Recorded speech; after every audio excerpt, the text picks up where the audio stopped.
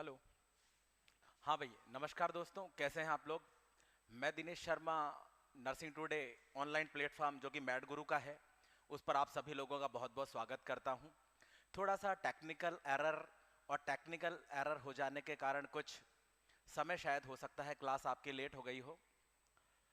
और अपने सभी फ्रेंड्स को शेयर कर दें, सभी फ्रेंड्स को बता दें।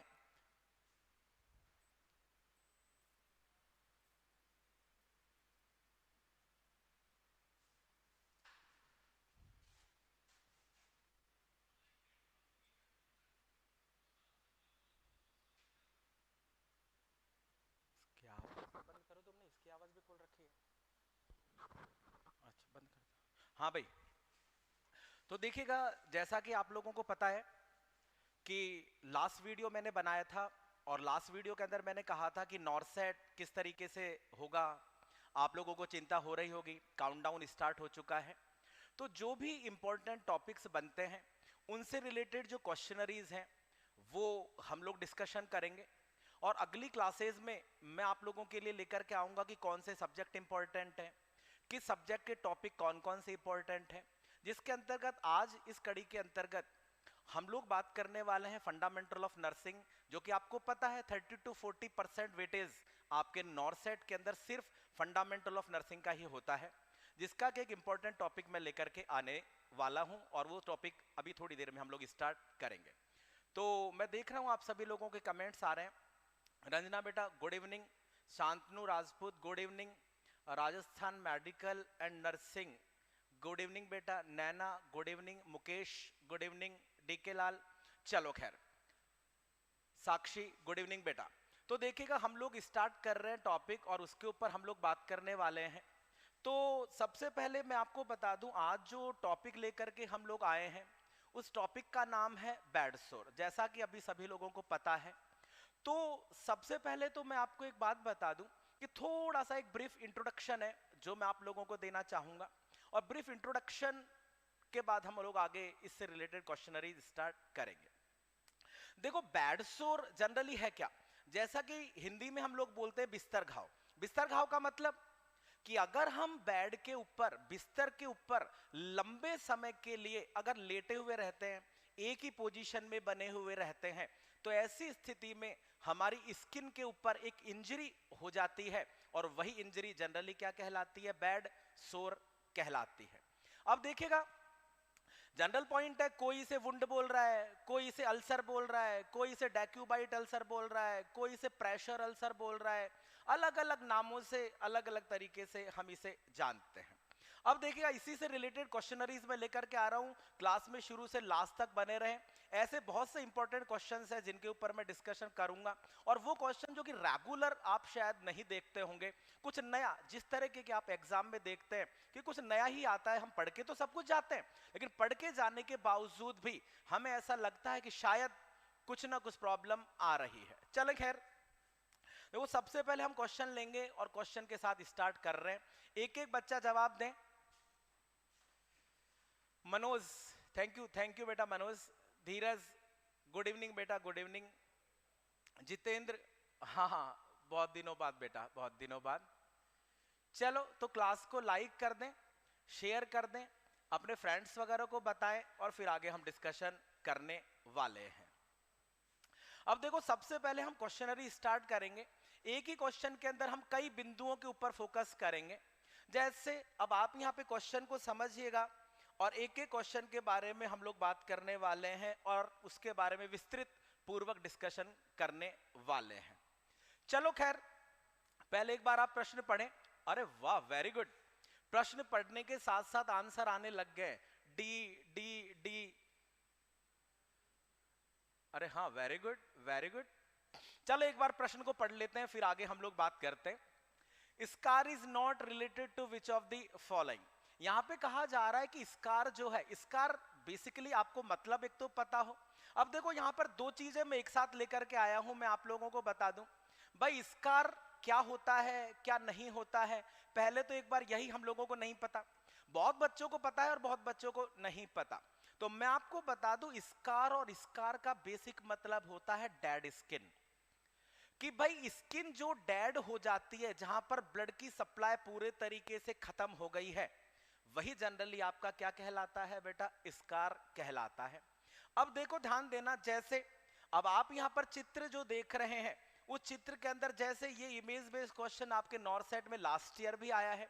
अब उन्होंने वहां पर स्कार ना लिख करके इसको लिख दिया कि दिखाया गया चित्र बताइए क्या है, तो यहां पर इसे हम लोग गैंग्रीन, गैंग्रीन बेसिकली जहां ब्लड सप्लाई नहीं हो रही है हम लोग बोलते हैं।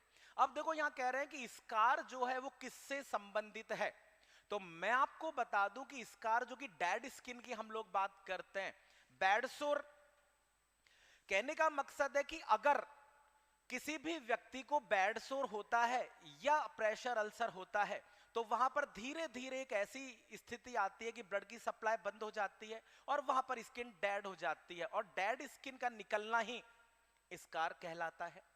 इसी तरीके से वुंड, जब वुंड हील होता है तो ऐसी स्थिति में लास्ट में उस पे भी डेड स्किन्स वगैरह निकलना शुरू हो जाती है, तो वो भी स्कार कहलाता है। इसके अलावा बर्न, जैसा कि आप सभी जानते हैं कि बर्न के पेशेंट में भी ब्लड की सप्लाई पर्टिकुलर एरिया पर नहीं हो पाती है और वहां भी स्कार डेवलप हो जाता है। हाँ, अब आप देख रहे हैं यहां पर कहा जा रहा है कि विच ऑफ द फॉलोइंग किससे संबंधित नहीं है, तो जैसा कि आप सभी लोग आंसर दे रहे थे एनजी ट्यूब। देखो मैं आप लोगों को बता दूं कि NG tube is the risk factor of bed sore. Risk factor तो है, लेकिन एनजी ट्यूब में स्कार फॉर्मेशन होता नहीं है। तो आंसर तो जो आप लोग दे रहे हैं वो ठीक ठाक दे रहे हैं, लेकिन मैंने आपको एक बात हमेशा बताई है, हाँ मैंने आपको हमेशा एक बात बताई है कि कभी भी डायरेक्ट उत्तर देना हमारा उद्देश्य नहीं है। हम हमेशा ये प्रयास या ये कोशिश करते हैं कि इसमें से और किस तरीके से प्रश्न बन सकते हैं। अब जैसे फॉर एग्जाम्पल आपने यहां पर बोला स्कार, अब स्कार रिलेटेड पॉइंट तो आपने बताया कि स्कार, लेकिन एग्जामिनर अब और भी दो बातें आपको पूछ सकता है, सभी बेटा ध्यान से सुन लीजिएगा। अब यहां पर आपको यह भी कहा जा सकता है कि विच of the solution used to remove the scar।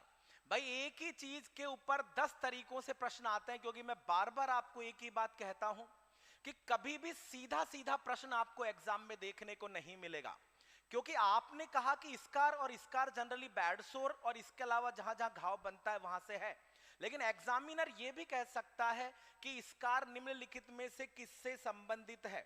और मान लीजिए आपको यहां पर कहा जा रहा है, किसके बारे में पूछा जा रहा है बेटा, सॉल्यूशन, कि कौन सा सॉल्यूशन है जिसका उपयोग लेते हैं। ऑप्शन के अंदर वो आपको यहां पे कह सकते हैं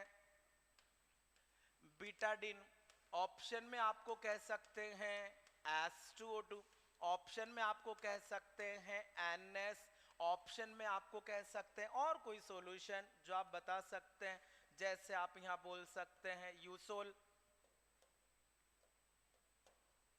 और बेसिकली मैं आपको बता दूं इसका आंसर यूसोल ही होने वाला है। H2O2 या NS, रविंद्र नहीं बेटा, यूसोल सॉल्यूशन आपने बताना है। बी बोल रहे हैं ज्यादातर लोग, H2O2 नहीं, H2O2 नहीं बोलना है, आपने क्या बोलना है, यूसोल सॉल्यूशन।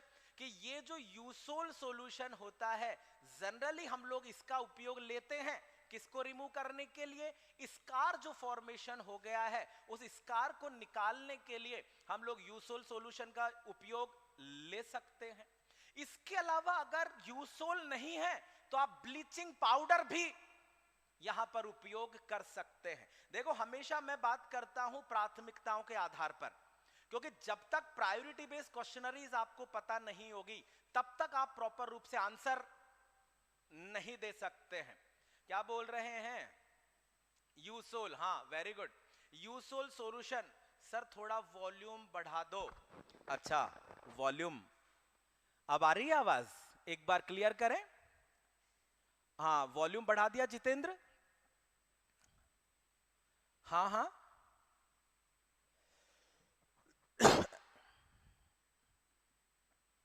हाँ चलो यूसोल सॉल्यूशन।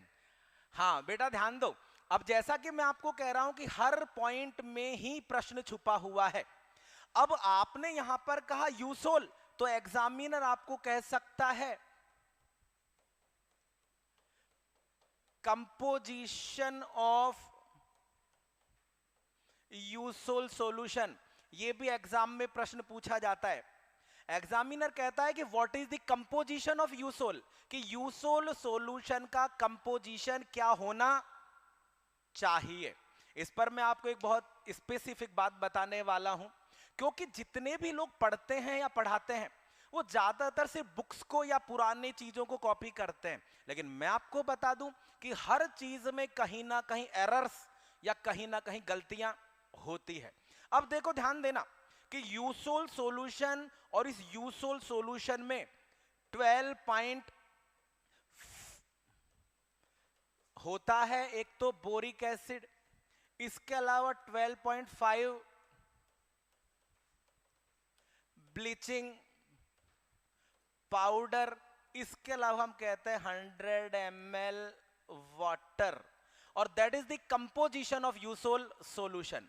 अब कई बार जो एग्जामिनर है वो यहां से भी आपको प्रश्न पूछता है और वो कहता है कि what is the correct composition of Eusol, या वो ये भी कह सकता है कि निम्नलिखित में से यूसोल में कौन सा केमिकल सॉल्यूशन नहीं होता है। तो आपको पता होना चाहिए कि यूसोल सॉल्यूशन में ब्लीचिंग पाउडर है, यूसोल सॉल्यूशन में बोरिक एसिड है और साथ में पानी। और इसके ऊपर एक बात तो मैं और आपको विशेष रूप से बता देता हूं, क्लियर नहीं दिख रहा है नवल, क्लियर नहीं दिख रहा। अरे भाई एक बार देखना, कोई मैं देखता हूं एक बार। तो देखो आप यहां ध्यान दो कि बोरिक एसिड, ब्लीचिंग पाउडर और पानी, ये पूरा का पूरा एक कॉम्बिनेशन है जिसके अंदर कर प्रॉपर रेशियो आप बताओ। और मैं आपको बता दूं, हर स्टूडेंट को बताता हूं जब मैं पढ़ाता हूं, कि आप लोग जो सिस्टर नैन्सी पढ़ते हैं उसके कुछ एडिशन में ये जो इसके अंदर बिंदी है, ये जो आप बिंदी देख रहे हैं, ये बिंदी इधर लग गई है और ये हो गया है अर्थ का अनर्थ। बात समझ में आ रही है? तो कहने का मकसद है कि जो ये पढ़ रहे हैं और पढ़ा रहे हैं तो ये रेशो अपने आप गलत हो जाएगा। इसका मतलब सही रेशो ये नहीं है, सही रेशो ये है जो आपको पता होना चाहिए। तो देखिएगा हम लोग बात कर रहे हैं यूसोल सॉल्यूशन, यूसोल सॉल्यूशन की उपयोगिता और यूसोल सॉल्यूशन के बारे में बता रहे हैं। तो यहां तक आप बता सकते हैं। तो सबसे पहले मैंने यहां पर बात की प्रश्न के ऊपर मैं वापस आ जाता हूं कि स्कार और स्कार जो जनरली इन तीनों कंडीशंस में देखने को मिलता है, कहां देखने को नहीं मिलता है? एनजी ट्यूब में देखने को नहीं मिलता है, जैसा आप सभी लोग बोल रहे थे। इसके अलावा मैंने आप लोगों को बताया कि भाई स्कार को रिमूव करने के लिए सॉल्यूशन कौन सा चाहिए, तो हमने बताया यूसोल चाहिए। यूसोल का कंपोजिशन आप बताओ और कंपोजिशन भी एक्यूरेट होना चाहिए। बता सकते हो यहां तक?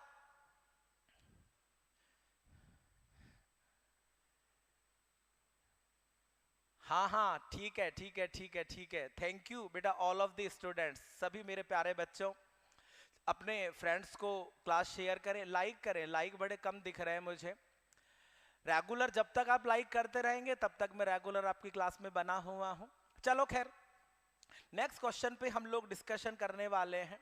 अब देखो यहां पर आप ध्यान दो, solution that is not used to clean the wound of bed sore. आने दो उत्तर, फिर हम आगे बात करेंगे।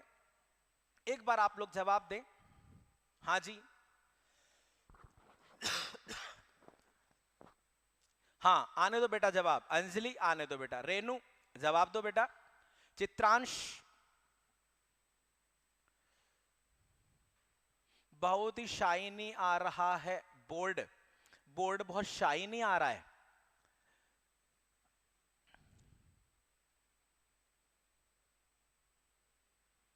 हाँ आंसर आने दो। ऑप्शन बी, ऑप्शन बी, कुछ डी बोल रहे हैं। हाँ बंटी, अवंती, राहुल, गोपाल, सपना, मैक्सिमम, जे जे, ऑप्शन बी। देखो यहां पर आप ध्यान दो, मैं बहुत सिंपल सी और बहुत छोटी सी बात आपको बता देता हूं कि एग्जामिनर क्या पूछ रहा है। तो पहले तो आप ध्यान दें, यहां कह रहे हैं कि सॉल्यूशन, सॉल्यूशन जो ये नीचे दिए गए हैं, और क्या कह रहा है, not use to clean the wound of bed sore, कि बैड सोर और बैड सोर का जो वुंड है ना, उस वुंड को क्लीन करने के लिए निम्नलिखित में से कौन सा सॉल्यूशन है जिसका उपयोग लिया नहीं जाता है। हाँ, आंसर आ रहे हैं सभी के बी और डी में थोड़ा सा मुझे लग रहा है कि ज्यादा नजर आ रहा है। चलो खैर, मैं यहां पर पहले आगे बात करूंगा, आंसर का डिस्कशन बाद में, आंसर बाद में डिस्कशन करेंगे। पहले हम लोग डिस्कशन करेंगे कि बेसिकली यूज कौन कौन से होते हैं। हम ये बात ही नहीं कर रहे हैं कि यूज कौन से नहीं होते हैं, पहले हम बात करेंगे कि कौन कौन से सॉल्यूशंस है जिनका उपयोग हम लोग बैड सोर के वुंड को क्लीन करने के लिए उपयोग लेते हैं। अब देखो बात को सुनना, सबसे पहले आप यहां पे ध्यान दो कि बैड सोर और बैड सोर का वुंड जो क्लीन कर रहे हैं उसमें आपने बताना है कि सॉल्यूशंस जो कि बैड सोर के वुंड को क्लीन करने के उपयोग में लिए जाते हैं। तो सबसे पहले आपने यहां पर बताना है कि जो सॉल्यूशन हम लोग यूज कर सकते हैं, हम लोग यूज कर सकते हैं प्लेन वाटर यूज कर सकते हैं, हम लोग यूज कर सकते हैं NS यूज कर सकते हैं, हम लोग यूज कर सकते हैं H2O2 यूज कर सकते हैं। अब मेरी बात सुनना कि हम लोग जो यूज कर रहे हैं उन सॉल्यूशन के अंदर प्लेन वाटर उपयोग लिया जा सकता है, NS यूज किया जा सकता है, H2O2 यूज किया जा सकता है, लेकिन क्या आपको पता है, बात को ध्यान से सुन लेना, क्या आपको पता है कि एग्जामिनर प्रश्न ऐसे ही पूछेगा? ना बेटा ना, एग्जामिनर यह भी कह सकता है कि कौन सा सॉल्यूशन बैड सोर की पहली स्टेज में यूज होता है, कौन सा सॉल्यूशन बैड सोर की सेकंड स्टेज में यूज होता है, कौन सा सॉल्यूशन बैड सोर की थर्ड स्टेज में यूज होता है, और कौन सा सॉल्यूशन बैड सोर की फोर्थ स्टेज में यूज होता है, और कॉमन कौन सा होता है। बात समझ में आ रही है? हर लाइन पर, हर पॉइंट पर प्रश्न बनता है। अब कैसे, तो आप बात सुनिएगा कि प्लेन वाटर जो आप कह सकते हो use in first stage of bed sore to clean the wound, कि वुंड को क्लीन करने के लिए अगर हमसे सॉल्यूशन का नाम पूछा जा रहा है तो पहले हम लोग बताएंगे प्लेन वाटर, और प्लेन वाटर जो उपयोग लिया जा रहा है वो कौन सी स्टेज में, फर्स्ट स्टेज में उपयोग लिया जा रहा है। ऐसा ही आपने बताना है NS, और NS हम लोग यूज करते हैं सेकंड और थर्ड जो स्टेज है बैड सोर की वहां यूज करते हैं, और H2O2 जो यूज करते हैं कौन सी स्टेज में यूज करते हैं, फोर्थ स्टेज में यूज करते हैं। अब देखो बात को सुनो कि आपने कहा प्लेन वाटर भी यूज करते हैं, आपने कहा NS भी यूज करते हैं, आपने कहा H2O2 भी यूज करते हैं।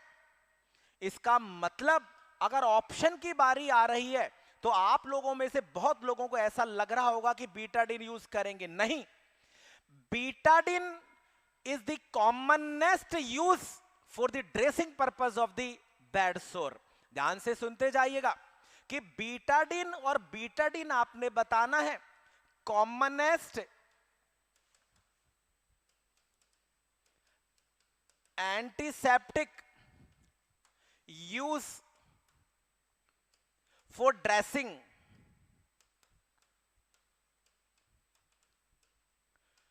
ऑफ बैड सोर, कि बैड सोर और बैड सोर की जो ड्रेसिंग है उसके लिए यूज होता है, क्लीनिंग के लिए यूज नहीं होता है। बात समझ में आ रही है? हां, कमेंट करते जाएं और कमेंट करके आप मुझे बताएं कि जो आपको बात बताई जा रही है वो समझ में आ रही है या नहीं आ रही है। तो मेरा ऐसा मानना है कि आपको यह बात समझ में आनी चाहिए। चलो खैर, तो देखो ध्यान से सुनना कि यहां कह रहे हैं सॉल्यूशन कौन सा, तो मैंने आपको बताया H2O भी यूज होगा, स्टेज हमने बता दी, प्लेन वाटर भी यूज होगा, स्टेज हमने बता दी, NS भी यूज होगा सेकंड और थर्ड स्टेज में।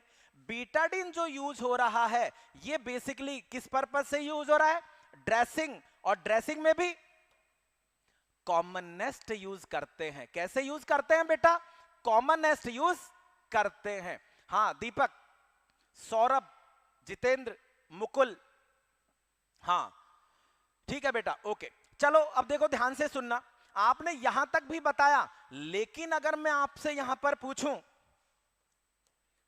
विच of the solution is not used for the dressing of, भाई मैंने आपको शुरू में ही क्या बताया कि प्रश्न में से प्रश्न निकलेगा, और यही सबसे बड़ी कला है जो मैं आपको बात बता दूं, क्योंकि स्टूडेंट या टीचर से जो पढ़ा रहे हैं वो करते क्या है, पहले आया था, पहले आया था। अरे भाई नया क्या आ सकता है, क्योंकि लड़ाई तो हमारी ये है कि अब मैं अगर नॉर्थ सेट में अपियर होऊंगा तो मुझसे किस तरीके के प्रश्न पूछे जा सकते हैं। तो मैं यहां पर आपसे बात कर रहा हूं कि कौन सा सॉल्यूशन यूज नहीं होता है। मैंने आपको बताया कॉमन क्या यूज होता है, बीटाडिन, लेकिन ऑप्शन सुनते जाइएगा। यहां पर कह रहे हैं कौन सा सॉल्यूशन का उपयोग नहीं होगा, option A Betadine, option B zinc oxide, option 3 Savlon,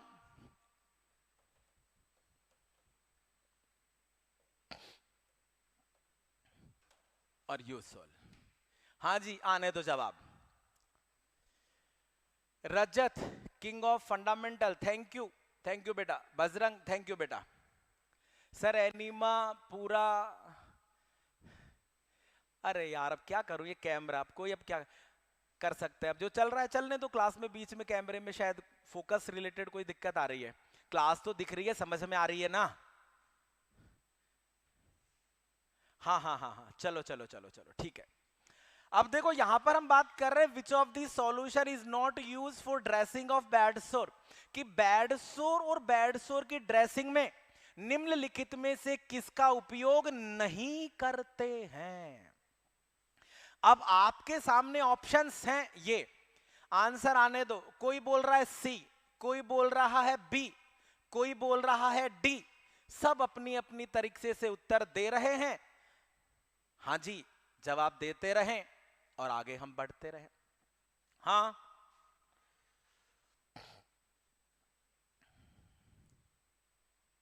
आने दो जवाब, बोलते रहो।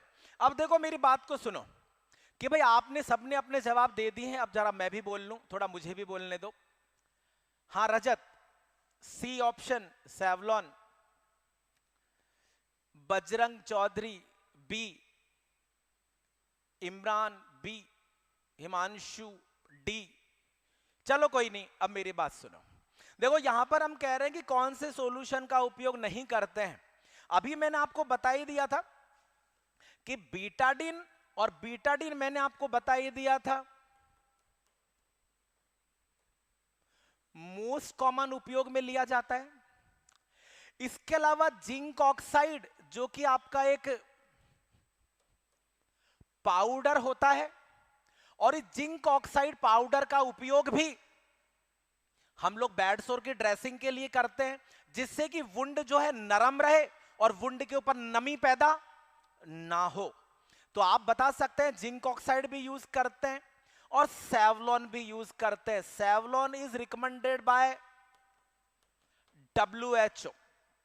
अब मेरी बात को सुने कि यहां पर बीटाडिन, जिंक ऑक्साइड, सेवलॉन, और मैं आपको यह बता दूं यूसोल भी यूज होता है, लेकिन यूसोल यूज होता है रेयर। यूसोल रेगुलर यूज नहीं होता है। अरे बात समझ में आ रही है कि यूसोल यूज तो होता है लेकिन यूसोल रेगुलर यूज नहीं होता। और मैंने आपको हमेशा बताया होगा क्लास में पढ़ाते समय कि कई बार एग्जामिनर जो प्रश्न पूछता है वो ऐसे प्रश्न पूछता है जिसमें चारों ही ऑप्शन सही होते हैं और उन चारों ही ऑप्शंस के अंदर से आपको या तो लीस्ट या सबसे बेस्ट आंसर चुनना पड़ता है। तो यहां पर कह रहे हैं कि कौन सा यूज नहीं होता, तो फिर आपका उत्तर क्या आएगा, यूसोल यूज नहीं होता। लेकिन हमने कहा कभी कभी तो यूज होता है। तो अब आप यहां पर ध्यान दो, मान लीजिए आपको अगर पूछा जाता है और एग्जामिनर लिखता है कि यूसोल solution is used in bad sore when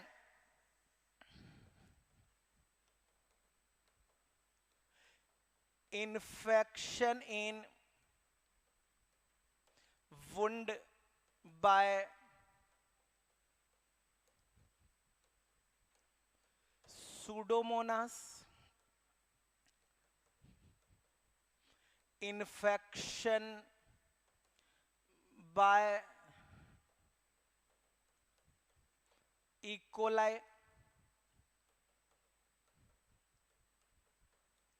infection by Streptococcus या निम्न में से कोई नहीं।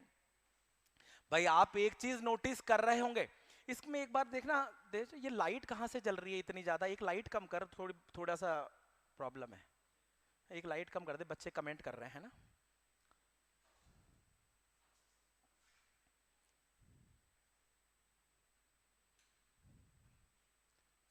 एक मिनट देखते हैं, उधर की बजाय नहीं, इधर की बजाय ये वाली कम कर, वो जलने दे, उसको जला दे वापस। हाँ इधर की कम कर, रुको अब देखते हैं, रुको एक मिनट।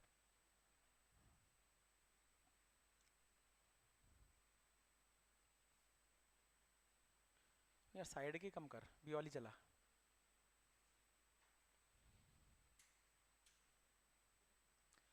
विजुअलाइजेशन अब प्रॉपर हो रहा है बच्चों, एक बार बताना।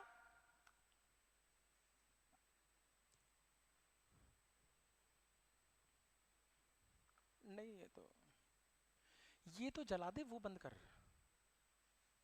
हाँ ये जला दे वापस।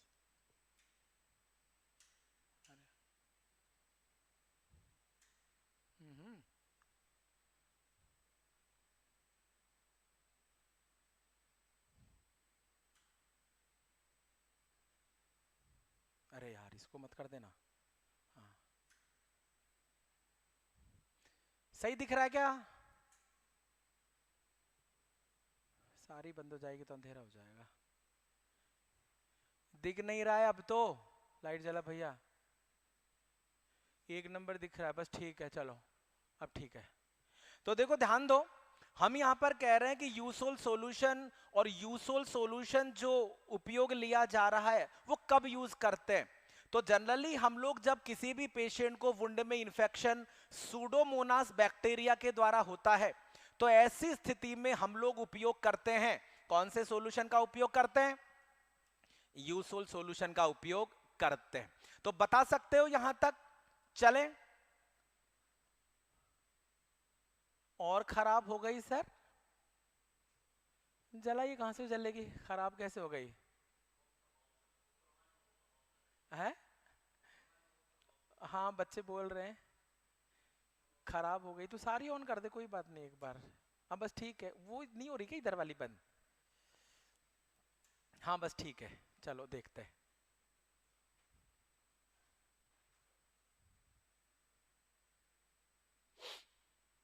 हाँ कमेंट आने दो बेटा। खराब हो गई सर, खराब हो गई, अबे सही है।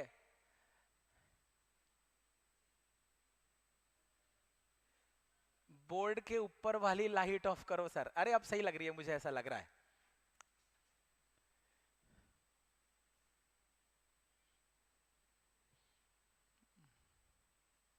ये बोर्ड वाली बोल रहे हैं, चलो देखते हैं, नेक्स्ट टाइम सेटिंग करेंगे, अभी तो चलने दो इसको। अब देखो नेक्स्ट क्वेश्चन के ऊपर हम लोग डिस्कशन कर रहे हैं कि what is the direction used to clean the wound of bed sore, कि बैड सोर और बैड सोर के वुंड को क्लीन करने के लिए नेक्स्ट आंसर दो। कोई बात नहीं, चमक अमक देखते रहेंगे। चमक से क्या मतलब है यार, पढ़ रहे हो तुम, पढ़ने पे फोकस करो ना। बेसिकली फोकस हमारा किस पे होना चाहिए, पढ़ने पर, तो पढ़ाई पे ध्यान दो सिर्फ। चलो तो देखो हम कह रहे हैं, हाँ आने तो जवाब सही है ना, चलो वेरी गुड, शाबाश। तो देखो हम लोग यहां पर बात कर रहे हैं, अब प्रश्न में सुने, यहां पे कहा जा रहा है कि what is the direction used to clean the wound of bed sore, कि बैड सोर और बैड सोर के वुंड को क्लीन करना है।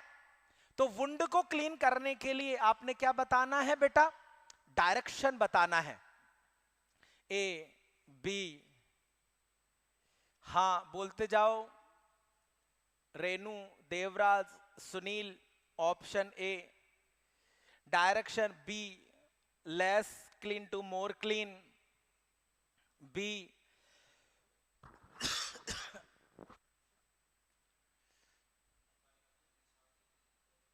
दिख रही है,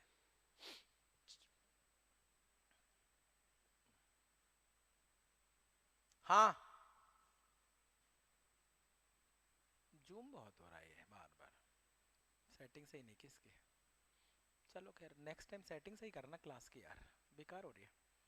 तो देखो ध्यान दो, अब यहां पर आपको पूछा जा रहा है डायरेक्शन, क्योंकि बेसिकली हम लोगों की आदत क्या होती है कि जब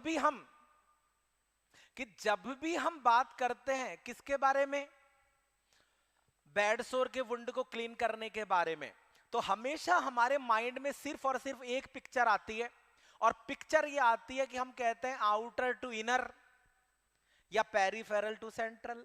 अरे हाँ या ना, लेकिन जब एग्जामिनर प्रश्न पूछने पर आता है तो उन्हीं चीजों को तो चेंज करता है। हाँ ये आउटर टू इनर तो समझ में आ गया, और पेरिफेरल टू सेंट्रल भी समझ में आ गया, लेकिन यहां पर जो लिखा है मुझे जवाब उसका चाहिए। अब मेरी बात को ध्यान से सुनना, सर्कुलर जो डायरेक्शन है उसके अंदर हम लोग क्लीन करते हैं ग्लांस पेनिस को, जब हम कैथेटर लगाते हैं मेल क्लाइंट में। तो आपने यहां पर बताना है यूज इन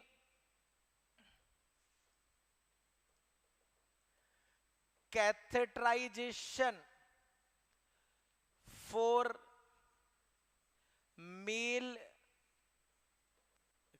क्लाइंट, कि अगर मेल क्लाइंट है और मेल क्लाइंट में कैथेटर जब हम डालते हैं तो circular direction anti clockwise direction में हम मेल क्लाइंट के ग्लांस पेनिस पेरिनियल एरिया को क्लीन करते हैं। इसका मतलब ये तो आंसर नहीं है।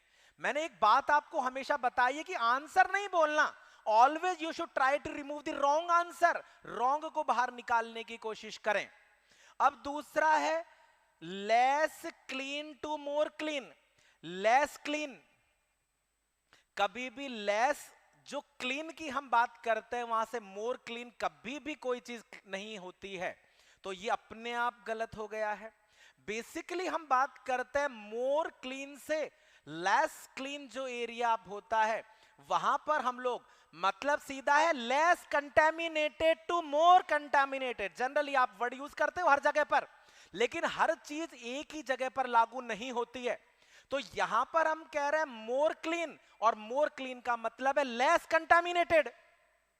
अरे हाँ या ना, तो आपने यहां पर बताना ये जो मोर क्लीन बोल रहे हो इसी का मतलब है less contaminated to more contaminated. या तो आप ये बोल दो, ये भी सही है, आप बोल दो आउटर टू इनर, ये भी सही है, आप बोल दो पेरिफेरल टू सेंट्रल, ये भी सही है। सबका मतलब एक ही है, चाहे आप ये बोलो, चाहे आप ये बोलो, चाहे आप ये बोलो, और चाहे आप ये बोलो, सबका मतलब एक ही है। और अलग अलग नामों से जब एग्जामिनर पूछता है तो भैया फिर तो गड़बड़ होना स्वाभाविक है, क्योंकि एग्जाम में हम इतने अटेंटिव होते ही नहीं है। एग्जाम में जब हम लोग जाते हैं तो हमारा स्ट्रेस लेवल बहुत ज्यादा बढ़ा हुआ होता है, और ऐसी स्थिति में जो चीज आती है उसको भी गलत कर दिया जाता है। अरे बात समझ में आ रही है क्या? तो ये ध्यान से सुनते जाएं, यही स्पेशलिटी, यही स्पेशल पॉइंट है कि जब हम एग्जाम में जाते हैं तो साधारण प्रश्न भी, सर अदर वुंड और कोलोस्टोमी वुंड क्लीन के बारे में, हाँ वो मैं टॉपिक ही अलग से पढ़ाऊंगा कि जो और हम लोग क्लीन करते हैं, सेंट्रल टू पेरिफेरल क्लीन करते हैं, कैथेटराइजेशन में सेंट्रल टू पेरिफेरल क्लीन करते हैं। जैसे अगर फीमेल यूरिथ्रा है तो सेंट्रल टू पेरिफेरल होगा, वुंड है सेंट्रल टू पेरिफेरल डायरेक्शन में होगा। लास्ट ईयर नॉर्सेट में आए ये दोनों तीनों क्वेश्चंस, तो ये मैं अलग से क्लास लूंगा उसकी। अभी सिर्फ हमारा जो मेन फोकस है वो बेड सोर और बेड सोर के वुंड में अलग अलग डायरेक्शंस किस तरीके से आपको एग्जामिनर पूछ सकता है। अरे बात समझ में तो आ रही है, लेकिन कंजूसी कर रहे हो लाइक करने में और क्लास को शेयर करने में, ऐसा मुझे लग रहा है। हाँ देवराज, ठीक है रविंद्र, चलो अब बात को सुने। नेक्स्ट और नेक्स्ट पॉइंट पर हम लोग डिस्कशन करने वाले हैं। एक बार आप इमेज देखें। अब एक प्रश्न के थ्रू मैंने आपको ये इंडिकेट कर दिया है कि इस बार नॉर्सेट में इमेज बेस्ड क्वेश्चन पूछा जाएगा बेड सोर का। अब ये मत बोलना कि सर आप क्या बोल रहे हैं, लेकिन जो मैंने आपको बोला है कि इमेज देख करके जाएं, और इमेज जो आप लोग देख रहे हैं उसके अंदर आपको पता होना चाहिए कि प्रश्न अगर मैंने यहां एक लिखा है तो आप फर्स्ट सेकंड थर्ड फोर्थ चारों स्टेजेस के इमेज और थ्योरेटिकल पॉइंट आपको पता होने चाहिए। तो एक बार प्रश्न को पढ़ें फिर आप उत्तर दें। हाँ वेरी गुड, शाबाश।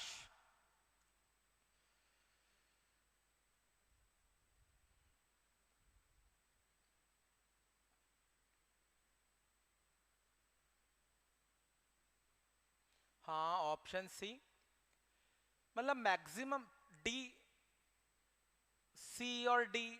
धीरज, ऑप्शन सी और ऑप्शन डी में कंफ्यूजन लग रहा है आपको शायद। हाँ जी हाँ जी,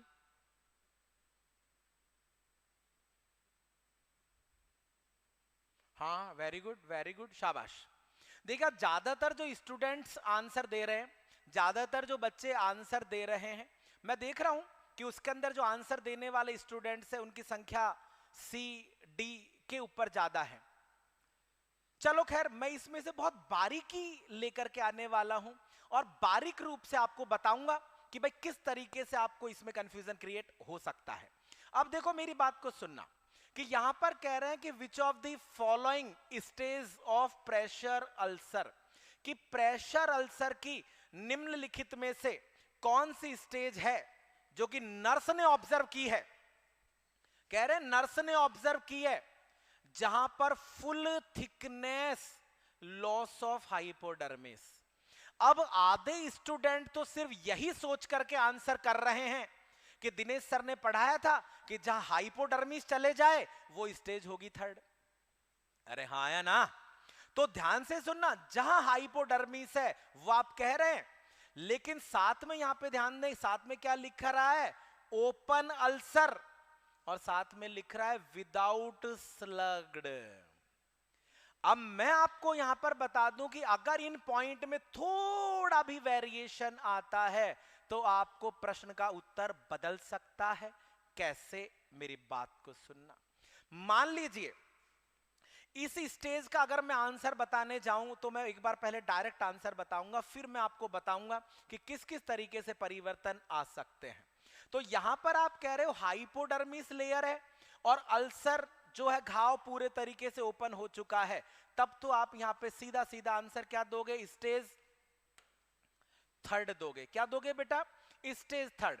कि भाई स्टेज जो थर्ड बोली जा रही है, तीसरी जो स्टेज बोली जा रही है, उसमें वुंड ओपन भी हो जाता है और हाइपोडर्मिस लेयर भी इन्वॉल्व हो जाती है। अरे हाँ या ना? लेकिन एक बात मैं आपको बता देता हूं, सुन लेना, कि आप यहां पर जो ये पॉइंट, और चित्र भी देख लें कि चित्र आप देख रहे हैं जिसके अंदर हाइपोडर्मिस लेयर जा चुकी है, वुंड पूरे तरीके से डेप्थ और गहरा हो चुका है, लेकिन आप यहां पर देख रहे हैं कि हड्डियां नजर नहीं आ रही है।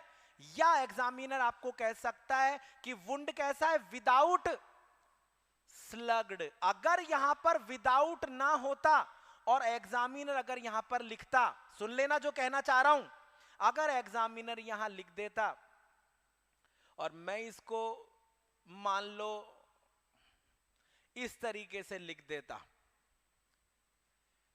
क्या लिख देता कि hypodermis with open ulcer with sloughed, और स्लग्ड वुंड और ऑप्शन में थर्ड नहीं होता तो ये स्टेज कौन सी कहलाती, फोर्थ। क्योंकि स्लग्ड वुंड जो देखने को मिलता है ये जनरली फोर्थ स्टेज में देखने को मिलता है। सिर्फ एग्जामिनर चेंज क्या करेगा, यहां पर आपको फुल थिकनेस, फुल की जगह वो यहां पर ऐड कर देगा पार्शियल, और पार्शियल के अंदर फिर छोटा मोटा चेंजेस आपको लेकर के आ जाएगा।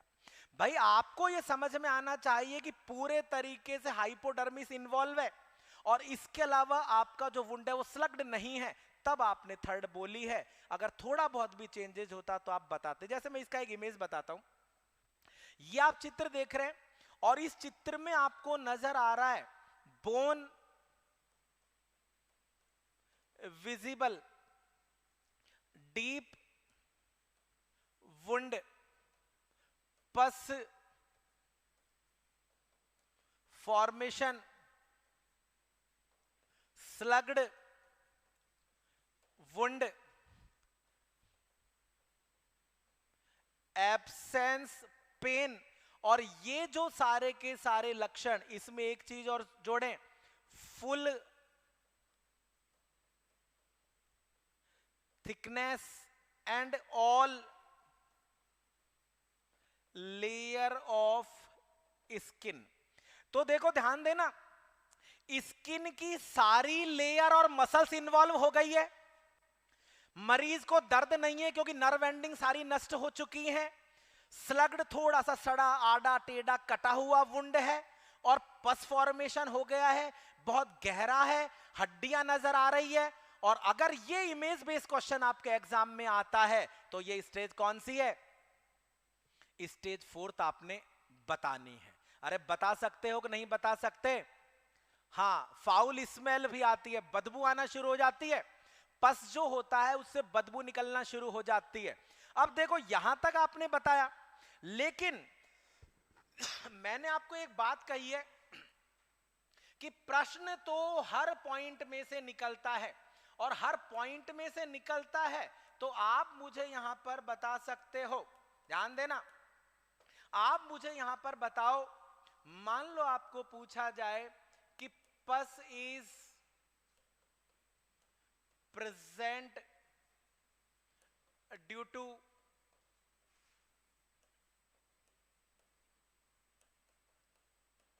न्यूट्रोफिल्स,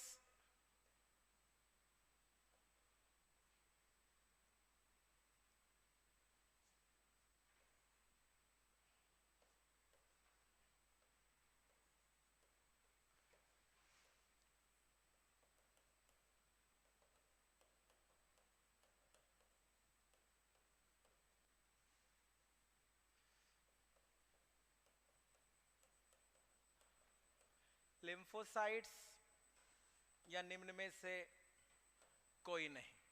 कि यहां पर कह रहे हैं जो पस आप देख रहे हो, ध्यान से सुनते जाइएगा, कि पस और पस की प्रेजेंस किसके कारण से होती है?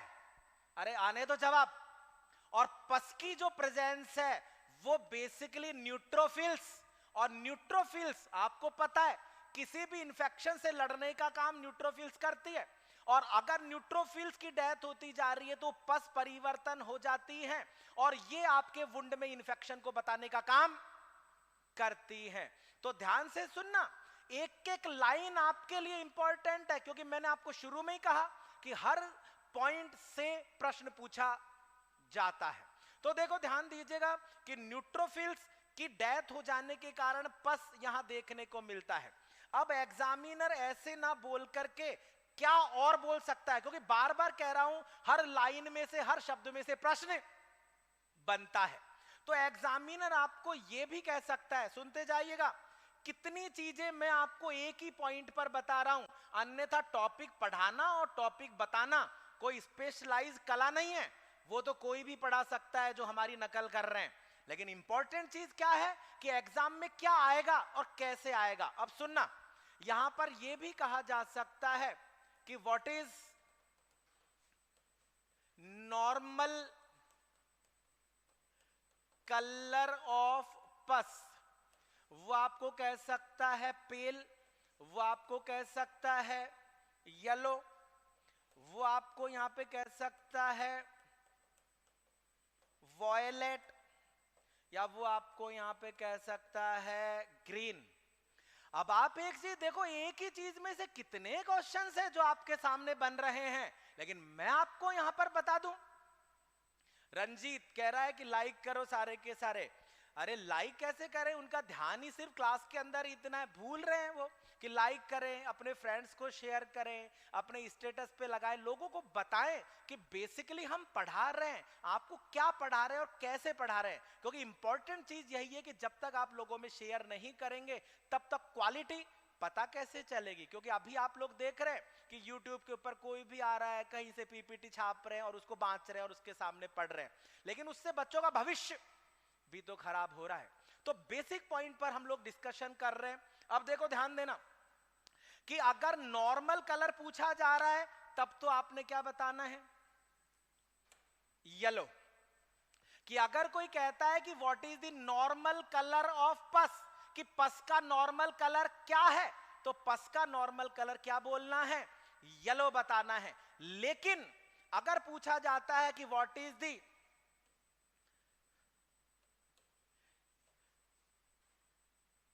Colour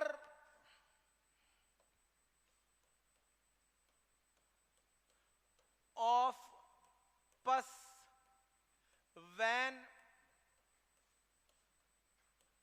Pseudomonas infection in bed सोर, कि अगर बेड सोर में सूडोमोनास नाम के बैक्टीरिया का इन्फेक्शन है तो ऐसी स्थिति में वो कलर कैसा हो जाएगा, वॉयलेट, या आप यहां पे बोल सकते हैं पर्पल। तो आप देखो प्रश्न तो इन्हीं में से बनने हैं कि अगर वो यहां पर ग्रीन नहीं बोलना है, वॉयलेट पर्पल कलर बोलना है, कि अगर सूडोमोनास है तो ग्रीन नहीं पर्पल कलर वॉयलेट कलर बोलेंगे। तो ये आप ध्यान से सुनिएगा कि पेल नहीं होगा, येलो नॉर्मल है। और येलो नॉर्मल क्यों है, क्योंकि डेथ हो चुकी है। किसकी डेथ हो चुकी है, न्यूट्रोफिल्स की डेथ हो चुकी है। लेकिन एक अपवाद है, और अपवाद यह है कि पर्पल या वॉयलेट जो कलर आप कह रहे हैं वो कब देखने को मिलेगा। तो ये हम लोग बात कर रहे हैं डिफरेंट स्टेजेस और डिफरेंट पॉइंट के ऊपर बेटा हम लोग डिस्कशन कर रहे हैं। और डिफरेंट स्टेजेस के आधार पर अगर हम लोग बात कर रहे हैं तो अलग अलग कंडीशंस में अलग अलग कैरेक्टरिस्टिक, जैसे फॉर एग्जांपल इतने क्वेश्चंस आपको बता रहा हूं कि आप सुनते सुनते कहोगे कि कहां कहां से प्रश्न आते हैं। अब सुनो, आपने यहां पर ये कैरेक्टरिस्टिक्स और इसके आधार पे बता दी स्टेज, लेकिन मान लो मैं आपसे पूछूं stage of bed sore when warmness on the skin। अब मैंने क्या पूछा है कि बेड सोर की वो स्टेज बताओ जहां स्किन कैसी है, वार्म है। कैसी हो गई है, वार्म हो गई है। अब तुम यहां पर सेम इधर आने दो, अब बोलते चलो, अब बोलो इसी में आंसर। कह रहे हैं स्टेज ऑफ बेड सोर, कि बेड सोर की स्टेज बताओ और वो स्टेज बताओ जहां पर स्किन पे क्या देखने को मिल रहा है, टच करने पर वार्मनेस, थोड़ा वार्म फील होता है। कौन सी स्टेज है, तो हमेशा आपके माइंड में ये चीज आनी चाहिए, जहां पर स्किन हो गई है warm, that is the first stage. कौन सी स्टेज, हाँ बच्चों के आंसर आ रहे हैं, वेरी गुड, शाबाश। तो आपने यहां पर बताना है, इसे हम लोग कह सकते हैं स्टेज फर्स्ट, कि पहली स्टेज और पहली स्टेज में आपको स्किन के ऊपर क्या मिलेगा, वार्म देखने को, या टच करने पर वार्मनेस आपको फील होती है। तो ये डिफरेंट पॉइंट है जिनके ऊपर हम लोग डिस्कशन कर रहे हैं। चलो नेक्स्ट, और नेक्स्ट हम लोग क्वेश्चन है जिसके ऊपर बात करेंगे। हाँ, एक बार बताओ, ऑल ऑफ द फॉलोइंग, प्रश्न को पढ़ो, आंसर बाद में देने वाले हैं हम लोग। यहां पर आप प्रश्न को पढ़ो और पढ़ करके उत्तर दो। All of the following measures, measures का मतलब उपाय, मीजर्स का मतलब ट्रीटमेंट, समझ लो। रिकमेंडेड, रिकमेंडेड का मतलब सलाह, कि सलाह दी जा रही है, और सलाह दी जा रही है किसको, प्रिवेंट करने के लिए प्रेशर अल्सर। और लास्ट में क्या है, हाँ। तो आंसर तो बहुत आसान है, आसानी से दे सकते हो आप सभी लोग। आने दो बेटा, आंसर आने दो, शाबाश, वेरी गुड, बोलते जाओ।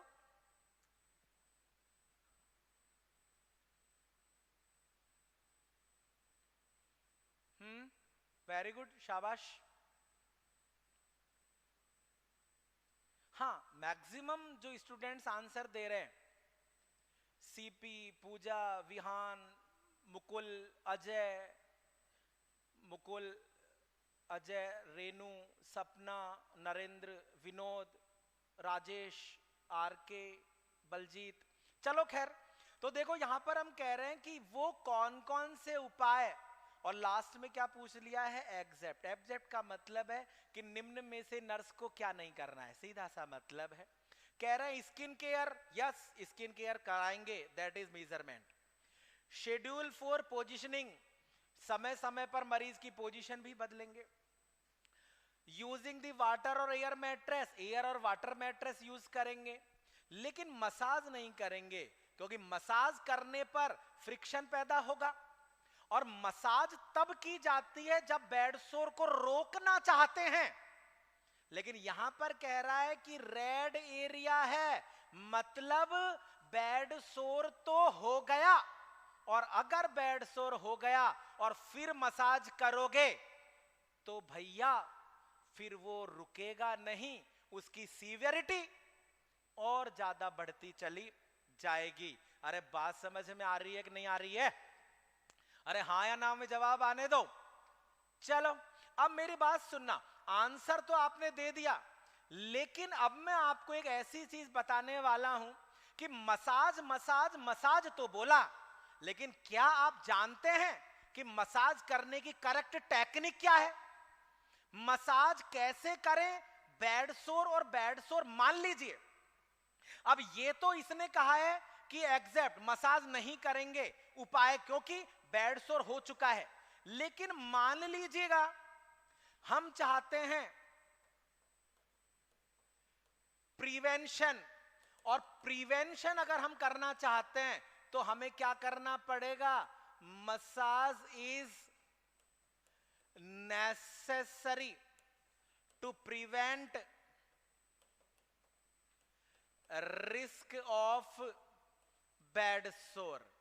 क्योंकि हमने इस पहले आंसर में मना क्यों किया, क्योंकि वहां पर पेशेंट को बेड सोर हो चुका है, लेकिन अगर हम बेड सोर को रोकना चाहते हैं, प्रिवेंट करना चाहते हैं, तब तो मसाज करना जरूरी है। और मसाज कभी भी ड्राई नहीं होनी चाहिए, क्योंकि मसाज जब भी हम करेंगे तो हमेशा लुब्रिकेंट के साथ होगी, मसाज पाउडर के साथ में हो सकती है, लेकिन कभी भी ऐसी वस्तु या ऐसे ऑयल के साथ मसाज ना करें जिससे कि पेशेंट को मॉइस्चर हो जाए या पेशेंट को फ्रिक्शन पैदा हो। ड्राई मसाज तो बिल्कुल भी नहीं करनी है। अब मसाज जो करनी है उसके बारे में मैं बता देता हूं कि अगर हम मसाज कर रहे हैं और बैक केयर कर रहे हैं तो ये आपने बतानी है उसकी स्टेजेस। देखो ध्यान देना कि ये आपने बतानी है stages, effleurage, petrissage, kneading, tapotement, these are the technique of massage. ध्यान से सुनते जाओ, कि ये जो आप कह रहे हैं, इधर देखना, इधर कोई काम की चीज नहीं है, ये जो आप कह रहे हैं बैक केयर और जो मसाज की हम लोग बात कर रहे हैं, उसमें आपने बताना है एफ्लुरेज, आपने बताना है पैट्रिशियन। एफ्लुरेज का मतलब है कि हम दोनों हाथलियों पे लगा करके वीनस की साइड में अपोजिट ऊपर की तरफ हम जब हाथों को खींचते हैं तो वो बेसिकली एफ्लुरेंस कहला रहा है। पैट्रिस जिसके अंदर हम लोग नीचे की तरफ जा रहे हैं और पूरे हथेलियों को लेकर के मल रहे हैं। नीडिंग, नीडिंग का मतलब थोड़ा सा स्ट्रोक मारना, थोड़ा तेजी से जैसे करते हैं ना बॉडी मसाज टाइप में। इसके अलावा टैप्टोमेंट, तो ये 4 स्टेप है। अब एग्जामिनर कहता है which of the first stage of massage that is used to reduce the risk of bed sore, कि बैड सोर के रिस्क को कम करना है और रिस्क करने के लिए मसाज की पहली स्टेप बताओ। तो जैसे मैंने लिखा है वो बेसिकली स्टेप से ही है बेटा, कि ये जो स्टेप देख रहे हो ये फर्स्ट स्टेप, ये आपकी सेकंड स्टेप, ये आपकी थर्ड स्टेप और ये आपकी फोर्थ स्टेप। और एग्जामिनर तो ये भी कह सकता है कि मसाज की स्टेप को सही क्रम में लगाओ, बढ़ते हुए क्रम में लगाओ या गिरते हुए क्रम में लगाओ, तब आएगी नानी तो याद बेटा। तो बात सुनते जाएं, अगर आपको ये पॉइंट पता है जिस तरीके से मैं बातें कर रहा हूं तो आपकी गलती हो नहीं सकती, क्योंकि जो पॉइंट मैं लेकर के आया हूं, क्लास में तो बहुत कुछ आप लोगों को पढ़ाया है, लेकिन वो पॉइंट मैं यहां पर डिस्कशन कर रहा हूं जो बाय मिस्टेक या किसी भी कारण से कई बार नहीं हो पाता है, या जो भी पॉइंट है, लेकिन आपको इन चीजों पर फोकस होना चाहिए। अरे हाँ या ना तो बोलते जाओ। हाँ, वेरी गुड बलबीर, सही कह रहे हो बेटा। आर के राजपूत, मुकुल, हाँ very good. Anjali, very good, शाबाश। तो ये आप चित्र में भी देख रहे हैं, इनके डायरेक्शंस किस तरीके से बताए गए हैं। तो मसाज के बारे में जरूर पता हो। चलो एक चीज और है, एग्जामिनर आपको ऐसे ना बोलकर वो ये भी कह सकता है कि duration of low.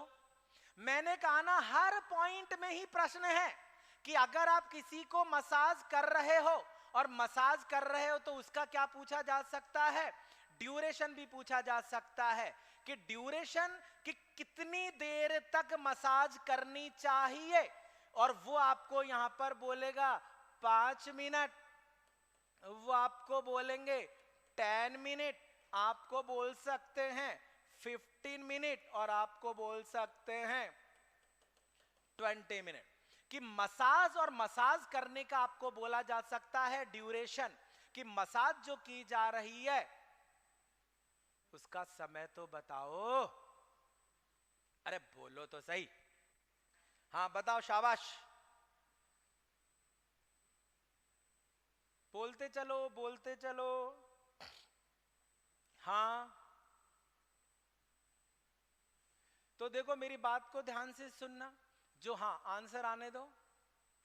A C C 15 minute, अच्छा बी, अरे ज्यादा देर भी मत करो यार, हाँ ये सही है ना Pinku, only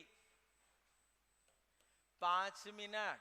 massage should be perform only for the 5 minutes, कि मसाज जो करेंगे वो मसाज मात्र और मात्र कितनी देर करनी है, 5 मिनट, नॉट 10 नॉट 15, ना तो 10 ना ही 15। जो मसाज की जाएगी उसका ड्यूरेशन कितना बताएंगे, 5 मिनट हम लोग बताते हैं। तो देखिएगा हम लोग बात कर रहे हैं कुछ स्पेशलाइज पॉइंट, और वो स्पेशलाइज पॉइंट जो कि आप मसाज रिलेटेड कह रहे हैं, जिससे कि हम बैड सोर और बैड सोर की रिस्क को कम कर पाए। लेकिन अभी मैंने क्या कहा था, अगर बैड सोर हो गया है तो मसाज नहीं करनी है। तो बेसिकली इसका उत्तर तो ठीक है, आपने बता दिया कि यहां पर हम लोग मसाज नहीं करेंगे क्योंकि एरिया कैसा हो गया है, रेड। तो आंसर तो इसका तो यही है, लेकिन जो पॉइंट मैंने बोले हैं वो आपको पता होने चाहिए। चलो खैर यहां तक बताओ। अब चलो मैं एक चीज बहुत ही सिंपल तरीके से आपको पूछ लेता हूं कि पोजीशन एक कॉमन सा मुद्दा है। आप कहते हो कि जब भी बैड सोर है, आंख बंद करके आप कहते हो कि मैं बदलूंगा पोजीशन। अरे हाँ या ना? तो मुझे एक बात बताओ, पोजीशन बदलने का एडवांटेज क्या है? पोजीशन क्यों बदलते हो, बता दो। पोजीशन जो मरीज की बदलते हो, और मान लो एग्जामिनर आपको प्रश्न पूछे और कहे कि what is the purpose behind change the position of a client to reduce the risk of bed sore, कि बैड सोर के रिस्क को कम करने के लिए अगर हम पोजीशन बदल रहे हैं, ये बात समझ में आ गई, 2-2 घंटे से बदलेंगे। हर बच्चे को पता है देवराज कि पोजीशन हर 2 घंटे में बदलेंगे। एग्जामिनर तो इतना कमीना है, वो 2 की जगह 1 घंटा भी लिख सकता है। सिर्फ मेन फोकस हो पोजीशन बदलेंगे, लेकिन पोजीशन बदलेंगे क्यों? इंपॉर्टेंट चीज तो यह है कि पोजीशन बदलनी है, और मान लो एग्जामिनर कहता है पोजीशन क्यों बदल रहे हैं, तो मुझे यहां पे बताओ बेसिक पर्पस क्या है। वो बोलेगा बैड सोर के रिस्क को कम करना है, सर्कुलेशन को इंप्रूव करना है। क्या कंप्रेशन हो रहा है? अच्छा, प्रेशर को कम करने के लिए, वेरी गुड, और बोलो। हाँ, प्रेशर को रिड्यूस करने के लिए। बेसिकली मैं आपको बता दूं, अगर इसका आपको पूछा जाता है इंपॉर्टेंट एडवांटेज, तो आप यहां पे कह सकते हो टू इंक्रीज दी सर्कुलेशन, कि सर्कुलेशन को इंप्रूव करने के लिए प्रेशर तो सेकेंडरी है, क्योंकि हर जगह पर प्रेशर उत्तर नहीं हो सकता। तो आपने यहां पर बताना है कि टू इंक्रीज दी सर्कुलेशन, और जब सर्कुलेशन सही होगा तो कोशिकाओं का मेटाबॉलिज्म सही होगा और उनको प्रॉपर रूप से ऑक्सीजन मिलती रहेगी, तो बैड सोर पैदा ही नहीं होगा। अनीशा गुड इवनिंग बेटा, लेट हो गए। हाँ कपिल वेरी गुड, शाबाश। टू इंक्रीज दी सर्कुलेशन, क्योंकि मैक्सिमम जब हम लोग सोचते हैं तो हमारे माइंड में आता है कि प्रेशर को रिड्यूस करना चाहते हैं, लेकिन अगर एग्जाम में आता है to reduce the pressure, to prevent the risk of bed sore, to increase the circulation, तो पहली प्रायोरिटी किसको दोगे? सर्कुलेशन को इंप्रूव करने के लिए we should change the position of the client every 1 to 2 hourly. तो ये आप बता सकते हो। चलो आपने पोजीशन भी बता दी, मुझे एक बात और बताओ,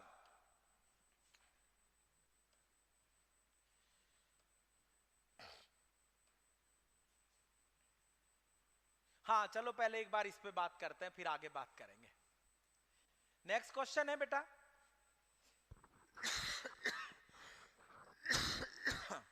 हाँ बोलो बोलो, शाबाश। अरे आने दो जवाब। Good evening good evening good evening Monu, बड़े लेट हो गए बेटा। हाँ कह रहे हैं commonest organism can identify in pressure ulcer, कि प्रेशर अल्सर में निम्नलिखित में से कौन सा ऑर्गेनिज्म है जिसको देखा जा सकता है?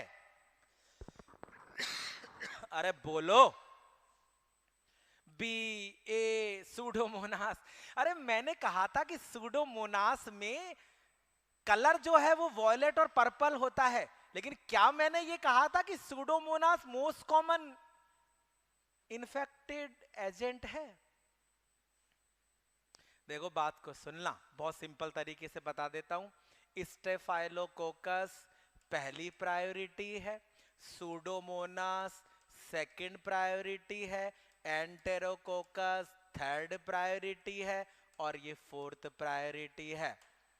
अरे भैया हमारे तो पास हर चीज प्राथमिकता पे ही चलती है, कि जब तक प्रायोरिटी नहीं होगी तब तक हमें कुछ समझ में नहीं आता है। तो आपने यहां पर बताना है कि कॉमनेस्ट ऑर्गेनिज्म जो कि बैड सोर के वुंड में देखने को मिलेगा, वो आपने यहां पर बताना है staphylococcus aureus, that is the commonest. ये कॉमनेस्ट रूप से आपको देखने को मिलता है, तो ये आप बता सकते हो। तो देखिएगा हम लोग बात कर रहे हैं कि किस प्रकार का ऑर्गेनिज्म या किस प्रकार का micro organism you can observe या यू कैन चेक। जब चेक करेंगे उसका कल्चर टेस्ट करवाएंगे तब हमें देखने को मिलेगा। अब देखो मेरी बात सुनना कि हम लोग जब बेड सोर का वुंड है, उस बेड सोर के वुंड से कल्चर टेस्ट करेंगे, कल्चर टेस्ट करेंगे तभी तो हमें यह पता चलेगा कि उसके अंदर कौन सा बैक्टीरिया का इन्फेक्शन पैदा हुआ है। अरे हां या ना, इतना तो बोलो। सर ये पढ़ाया ही नहीं क्लास में। अच्छा आज कोई बात नहीं बेटा, अब पढ़ लो, कोई दिक्कत नहीं है। बहुत सी कुछ चीजें हैं जो मैं आप लोगों को और बताऊंगा। अभी तो रेगुलर आ रहा हूं, अभी टॉपिक पूरा कहां हुआ है। नर्सिंग टुडे का लास्ट एडिशन, यार तुमने रघुराज बात अच्छी बताई। मैं नेक्स्ट एक वीडियो सेशन लेकर के आऊंगा जिसमें आप लोगों को ये बताऊंगा कि सब्जेक्ट कौन सा है। जैसे मैंने शुरू में भी कहा होगा, ये आप लोगों को बताऊंगा कि बुक्स किस प्रकार की आप रेफर करें, क्वेश्चंस किस प्रकार के आप सॉल्व करें, प्रीवियस करने हैं या नहीं करने, और करने हैं तो कितने परसेंटेज रेशो में आपने करने हैं, कौन कौन से सब्जेक्ट को वेटेज पहली प्राथमिकता पर देना है। क्योंकि जब तक आपका एग्जामिनेशन के अंदर सही तरीके से स्टडी नहीं होगी तब तक सिलेक्शन के चांसेस कम होते हैं। मैं एक बात बता दूं आपको। चलो खैर, यहां तक आप बताओ। अब मैं वापस से इसी पॉइंट पर आ रहा हूं। अब देखो मेरी बात को सुनना कि आपने कहा कि हम लोग जब कल्चर टेस्ट कराएंगे, तो मुझे एक बात बताओ कि अगर हम कल्चर टेस्ट कराएंगे it means we should want to collect the sample. कि कल्चर टेस्ट के लिए हम लोग क्या कलेक्ट करेंगे? सैंपल। तो मुझे बताओ इंपॉर्टेंट नर्सिंग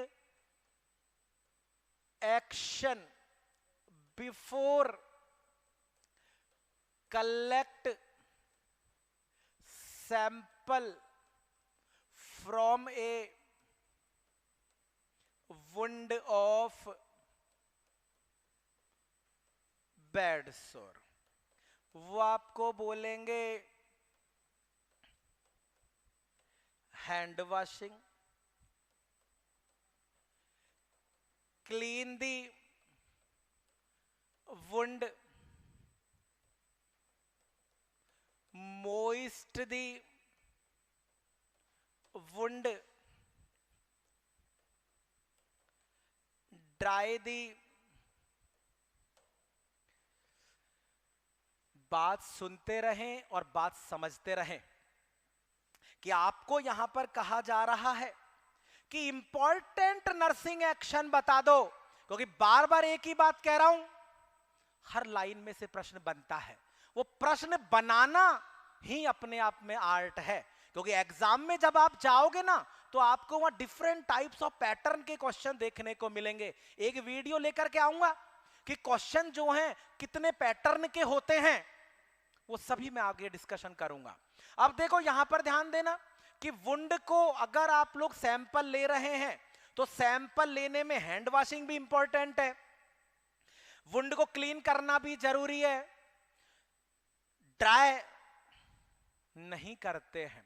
अगर वुंड को ड्राई करेंगे तो पेशेंट शुड बी इरिटेट, तो ये नहीं करेंगे। क्लीन करेंगे, हैंड वॉश करेंगे, लेकिन एग्जामिनर ये नहीं कह रहा कि नर्स क्या करेगी। एग्जामिनर कह रहा है इंपॉर्टेंट क्या है, तो इंपॉर्टेंट है कि वुंड को थोड़ा नरम करो, स्टीम, थोड़ी सी स्टीम दो। स्टीम देने से वो सॉफ्ट हो जाएगा, और जब सॉफ्ट हो जाएगा तो without irritation you can clean sample collect. आसानी से और सही और साफ सैंपल आप कलेक्ट कर सकते हैं। तो बेसिक जो पॉइंट है उसके ऊपर आपका फोकस हो कि इंपॉर्टेंट पॉइंट ये है। और एग्जामिनर अगर कहता कि क्या नहीं करेंगे, मान लो यहां पर सिर्फ इतना लिखा होता कि नर्सिंग एक्शन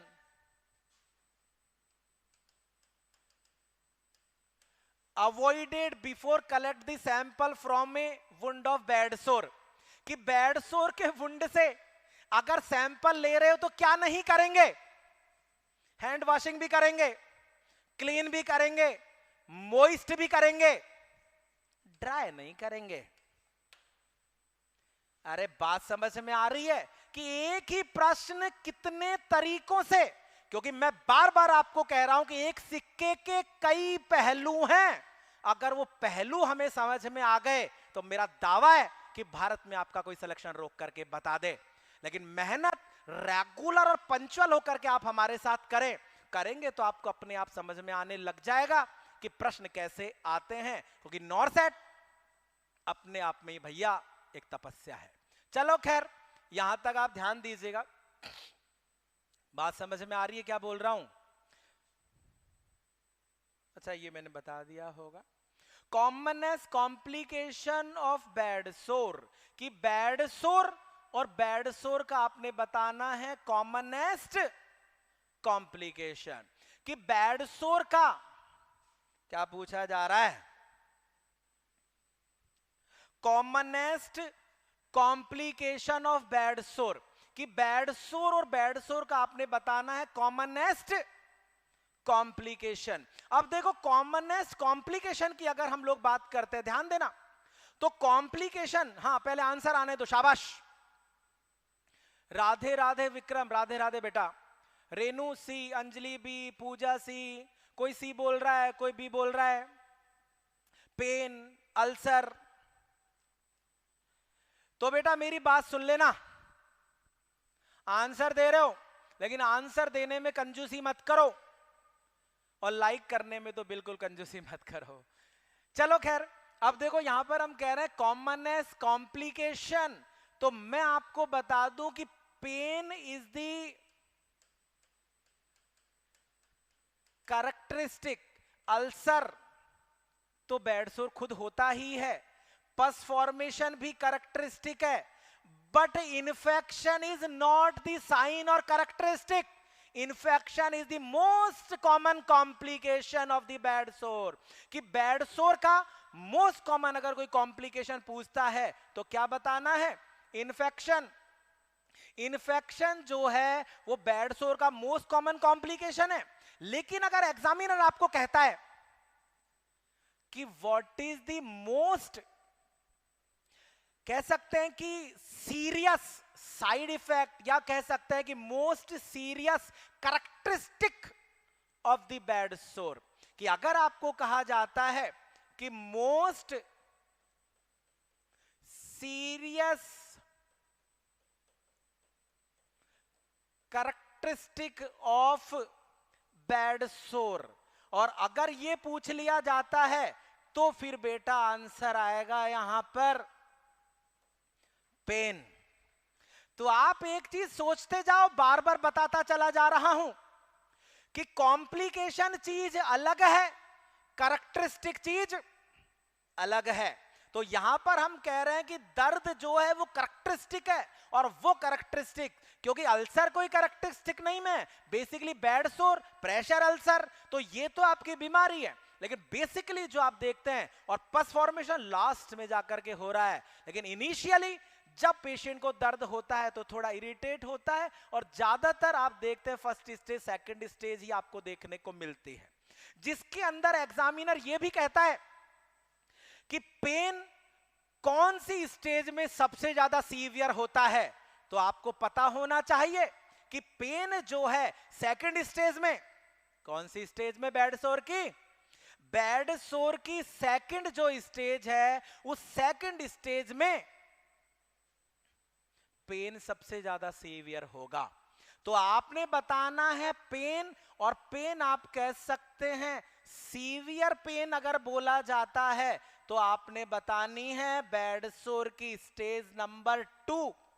और आप ये भी कह सकते हैं कि pain is the initial characteristic, सबसे पहला लक्षण है जो ब्लड की सप्लाई कम होने के कारण पेशेंट आपको कंप्लेंट करेगा।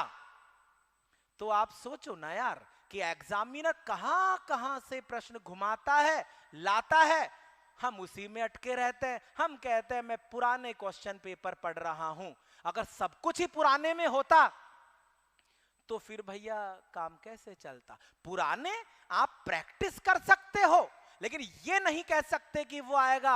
आपने डिफरेंट टाइप की क्वेश्चनरी सॉल्व करनी है, जो हम यहां डिस्कशन कर रहे हैं। Next, decubitus ulcer is prevented by, कि डेक्यूबाइट अल्सर किस प्रकार से रोका? जा सकता है कि decubitus ulcer is prevented by, कि डेक्यूबाइट अल्सर को कैसे रोक सकते हो? तो decubitus ulcer can be prevented by to improve the circulation, कि सर्कुलेशन को बढ़ा करके रोक सकते हैं। लोवर्ड मोबिलिटी, अगर मरीज हिलेगा डुलेगा नहीं तो कैसे बेड सोर होगा, इसका मतलब इससे नहीं रोक सकते। लो रेजिडुअल फूड, फूड ऐसा हो जो कि बॉडी के अंदर लो नहीं हायर रेजिडुअल फूड हो। इसके अलावा इंपेयर्ड नहीं, इंपेयर्ड सर्कुलेशन होगा तो बेड सोर पैदा होगा। इसका मतलब रोकने के लिए आप क्या करोगे, यहां पर सर्कुलेशन को इंप्रूव करेंगे, और सर्कुलेशन को इंप्रूव करने के लिए पोजीशन बदलते हैं और मसाज करते हैं, जिससे कि बेड सोर और उसकी रिस्क को रोका जा सके। अरे हां या ना, बोलते जाओ। हाँ मनोज, विशाल, वेरी गुड, शाबाश, very good very good. Anjali, हाँ, इंप्रूव सर्कुलेशन, कि सर्कुलेशन को इंप्रूव करके। तो देखो बेटा, आज तो हम लोग इतना ही डिस्कशन करेंगे। नेक्स्ट क्लास में मैं नए टॉपिक को लेकर के आऊंगा। आप अपने फ्रेंड्स को बताएं। आज का तो समय हो चुका है, नेक्स्ट क्लास में मैं वापस आपसे मिलता हूं। शुभ रात्रि, और मेहनत रेगुलर अपनी करते रहें। और जिन्होंने चैनल सब्सक्राइब नहीं किया है वो चैनल को सब्सक्राइब कर दें, लाइक कर दें, और ऑल नोटिफिकेशन के बारे में आप उसमें क्लिक कर दें। और जो भी नोटिफिकेशन क्लासेज हैं वो आती रहेगी, और आप लोगों की जितनी हेल्प या जितने नए नए पैटर्न ऑफ क्वेश्चनरीज है डिफरेंट सब्जेक्ट के, वो हम लेकर के आते रहेंगे। आज के लिए इतना ही। थैंक यू, बहुत बहुत धन्यवाद। Thank you. देशराज।